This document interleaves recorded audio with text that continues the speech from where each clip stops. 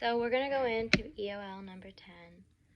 So the first step to creating a BIP is you need to complete the functional behavioral assessment, the process of identifying conditions and functions associated with the target behavior through direct and indirect assessment methods. So first, step 1 is to gather both direct and indirect methods of data. Once again, this is going to be through interviews, ABC data, etc. Step 2 is to analyze data. So for this, we're going to compare indirect assessments from all respondents and make notes about antecedents and possible functions. Then we're going to carefully review all direct assessments, looking for patterns and how the student responds to different antecedents and what happens after each instance of appropriate or inappropriate behavior. Then we're going to compare direct observation data against the indirect assessments. Step 3, we're going to formulate a hypothesis. Hypotheses will guide development of the BIP. The competing behavioral model helps FBA data. So we're going to create a hypothesis statement. So when summarize the antecedents, he or she, they summarize the problem behavior in order to summarize the function or need. So this is like in order to seek attention or whatever. And then they're more likely to occur if summarize the setting events. So the BIP should include, so after all this is done, we can start going to the BIP. So the BIP should include target behaviors and replacement behaviors that are functional and criteria for each. Hypothesis statement from the FBA. Antecedent interventions, strategies for teaching replacement behaviors, consequence interventions, people responsible for implementation, how behaviors will be monitored and data will be collected. The BIP should directly reflect results of the FBA. That's important to note. The BIP should ensure that replacement behaviors produce more reinforcement than the target behaviors. So that's why the replacement behaviors need to be easier and efficient. So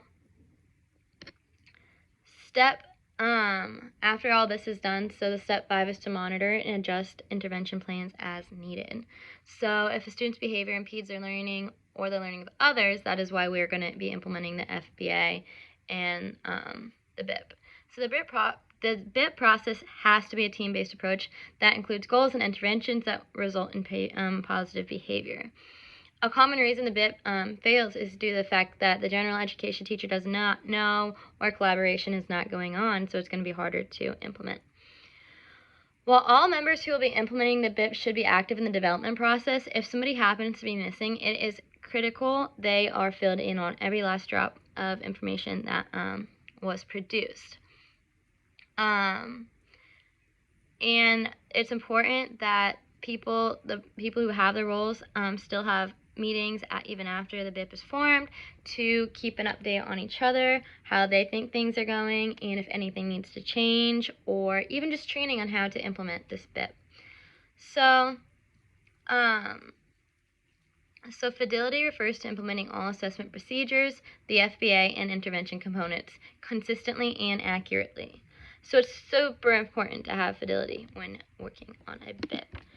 So there are several essential BIP elements. First, the functional behavioral assessment, as we discussed. Then the antecedent variables in setting events. So this is why we're going to do the ABC analysis to determine the presence or absence of setting events when behaviors happen. Environmental factors, psychological factors, all that we need to study and understand. Fidelity of reinforcers. It's important to do a reinforcer preference assessment to figure out what reinforcers are going to work and which ones might not work so well. And then finally, we need to come up with a clear description of target behavior and intervention strategies.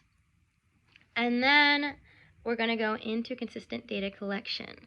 It needs to be consistent, as we've learned in all the other modules. It's critical to have a lot of data collection going on. Without data collection, we're not going to be able to tell if the intervention's working or if it's not working, and we're not going to be able to know what might need some help and what is doing well. And then accurate and consistent implementation is critical and extremely important. It needs to be consistent, and as a whole team needs to be consistent. It can't just be one teacher doing all the work and trying to implement it.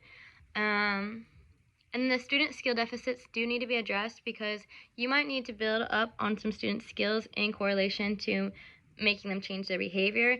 And so you have to figure out, like, if they're having a social issue, you might need to work on their social skills on top of trying to do the end goal.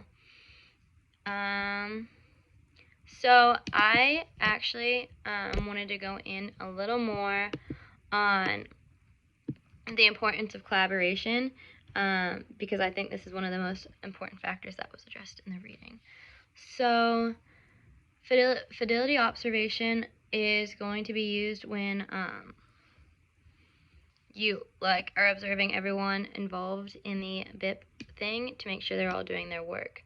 So it's helpful to all fill out the same forms, all do the same things, so you guys can check to see if you guys are all on the same page still.